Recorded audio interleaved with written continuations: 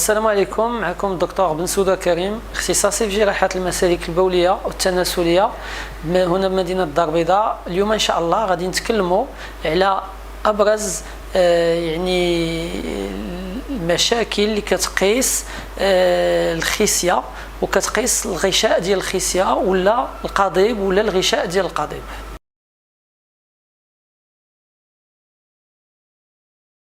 ابرز المشاكل اللي كتقيس الانسجه ديال القضيب ولا الانسجه ديال الخصيه هي امراض جلديه اللي كتقيس هاد الانسجه هادو، واللي كيكونوا في غالب الاحيان اما امراض جلديه اللي عندها علاقه بالالتهابات بكتيريه جرثوميه ولا فطريه ولا بارازيتير يعني طفيليه.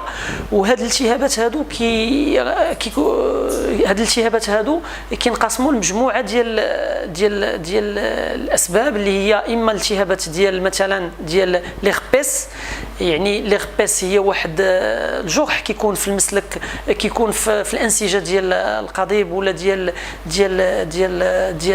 الخصيه، اللي كيكون سو فورم واحد الجرح اللي كيعطي واحد السائل شفاف، ولا في بعض الاحيان يقد يكون سو فورم ديال واحد الجرح اللي هو عنده علاقه بلا سيفيليس، يعني مرض زهري.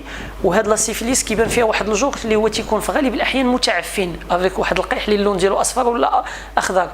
وهذا الجرح هذا في غالب الاحيان هاد جوج جروح ما كيتعالجوش بالمضادات الحيويه العاديه اللي كيكون المريض مولف كيستعملها، سا بيرسيست، كتبقى دائما مطوله. ثالثا يقدروا يكونوا هناك بعض النوع ديال بحال واحد التلال كيبان في التحت ديال في هذه المناطق التناسليه، وهذا التلال هذا هو السبب ديالو كيكون فيروسي، واللي كيكون في غالب الاحيان حتى هو كيعطي سو فورم ديال واحد التلال اللي يقد يكون صغير بعد بضعه مليمترات حتى يقد يكون شي حاجه اللي هي كبيره من ناحيه ديال الحجم. رابعا يقدروا يبانوا بعض التقرحات اللي عندهم علاقه بعض مثلا الامراض التقرحات اللي عندهم علاقه ببعض الفيروسات، وبحال الزونا، بحال الله يحفظ الفياش، السيدات هي تقدر تعطي بعض الامراض الجلديه في ذاك المكان سو فورم ديال تقرحات. الشق الثاني ديال هذه المظاهر الخارجيه اللي كتقيس الغير العاديه اللي كتقيس الانسجه ديال القضيب وديال الخصيه عندها علاقه بتشوهات خلقيه قد تكون مثلا في القضيب. يقدروا يكونوا اعوجاجات اللي كيتسموا اون فرونسي لا مالادي دو لا بيغوني. هاد العوجاجات عندهم علاقه بواحد الالتهاب اللي قد يكون اما خلقي ولا مزمن ديال الانسجه ديال القضيب العضو الذكري، وبالتالي هاد الالتهابات كتؤدي للعوجاج ديالو في واحد الاتجاه.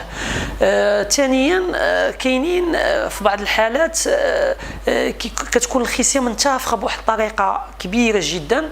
اذا هذا المظهر هذا يقد يكون في غالب الاحيان ملي كيكون هناك انتفاخ في الحجم ديال الخصيه كيكون المرض كاين لداخل، متعلق بالخصيه، متعلق بالبربخ، ولا متعلق بالقنوات اللي خارجين من الخصيه، اما ديال الدم ولا ديال السائل المنوي. وهاد الامراض هذه راه ديجا هضرنا عليها في واحد الفيديو من قبل، يمكن لكم تشوفوها وتتبعوها ان شاء الله بصفه مدققه. اللي خصهم يعرفوا المرضى ديالنا هو ان كاينه واحد العلاقه ما بين هاد الامراض اللي كتقيس الاعضاء التناسليه من خلال المظهر الخارجي ديالها، ولا حتى من خلال العضو التناسلي اللي هو الخصيه ولا الذكر، انه كاين واحد العلاقه ما بين هاد الاعضاء هذه، ما بين هاد المشاكل هذه وما بين الانجاب. وهاد العلاقه هذه كتكون قويه كلما كان المرض متقدم، وبالتالي المرضى خصهم يعرفوا بانهم خصهم ولا بد يتجنبوا انهم يقوموا بعلاقات جنسيه بغرض الانجاب وهما عندهم هذه الانواع من الامراض هذه حتى يتم العلاج ديالها.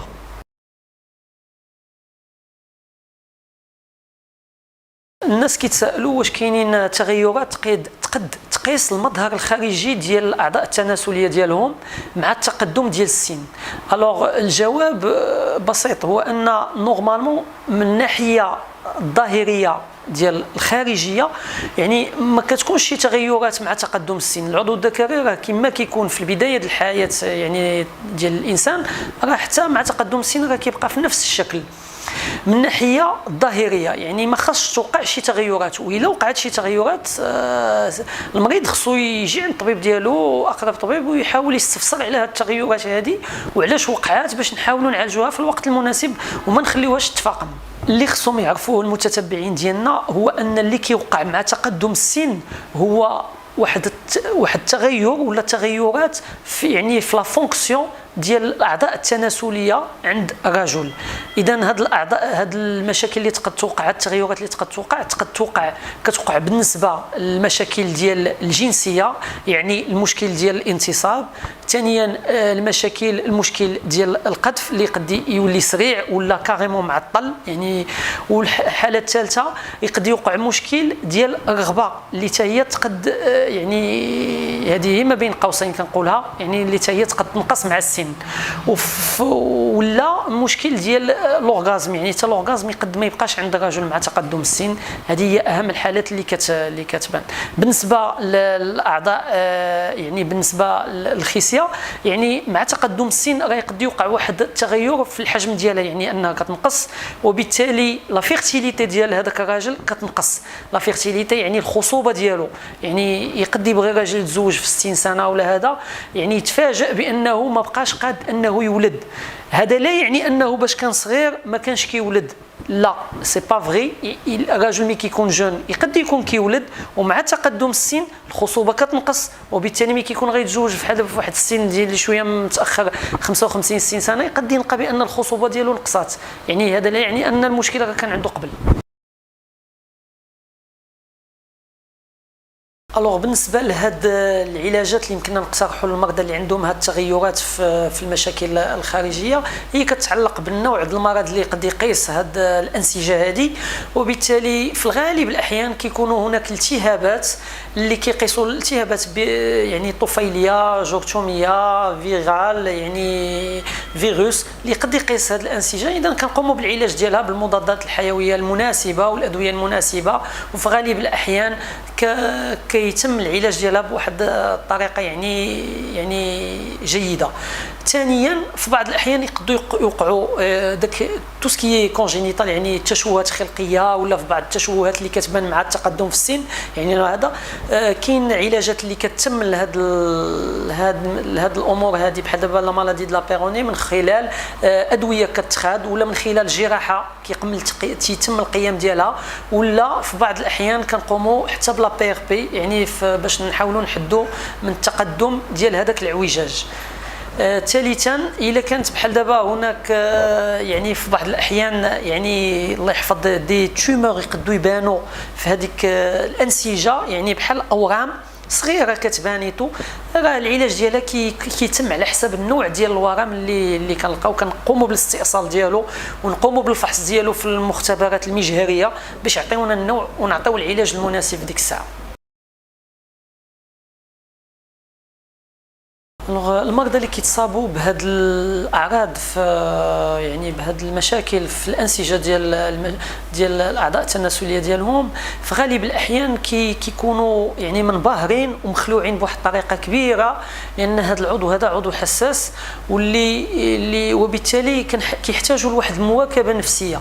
اذا من عند الطبيب اللي متبعهم باش يحاول يهدئ من الروع ديالهم ومن الخلعه، ويحاول يبين لهم بان هذه الامور هذه كتعالج بفضل الله سبحانه وتعالى، وبان المشكل راه يمكننا نحيدوه ويمكننا نعالجوه. فهذا الشيء في غالب الاحيان الحمد لله الامور كتحل.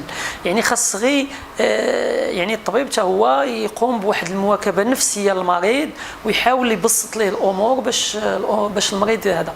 اذا النقطه الثانيه هو ان المشكل ما كيقيسش غير راجل، الوغ يقدر تيقيس حتى المراه. ما خصناش نساو مثلا الزوجه في هذه المشاكل، لان حتى الزوجه عاوتاني ملي كتشوف بان الرجل ديالها عنده هذا شي مشكل في العضو اعضاء التناسليه يعني كتخلع وكتبدا ترفض انها تقوم بشي علاقه جنسيه، وهذا الشيء كيخلق توترات في لو كوبل. يعني ما خصناش نساوها حتى هي تجي مع الزوج ديالها باش يقوم الطبيب حتى هو خصو باش يعني يفسر ليها ويوعيها ويبين لها بان هذه المشاكل كتحل باذن الله ان شاء الله. وفي الاخير كنشكركم على حسن المتابعه وحسن الانتباه بالنسبه لهذا الموضوع هذا، وراه حنا كنبقاو عند راه الاشاره باش ننتظروا التساؤلات ديالكم والاسئله ديالكم كامله عبر مواقع التواصل الاجتماعي وعبر الموقع ديال كونساي بوك، باش نحاولوا نجاوبكم على اي تساؤل كطرحوه في هذه المواقع هذه. وشكرا.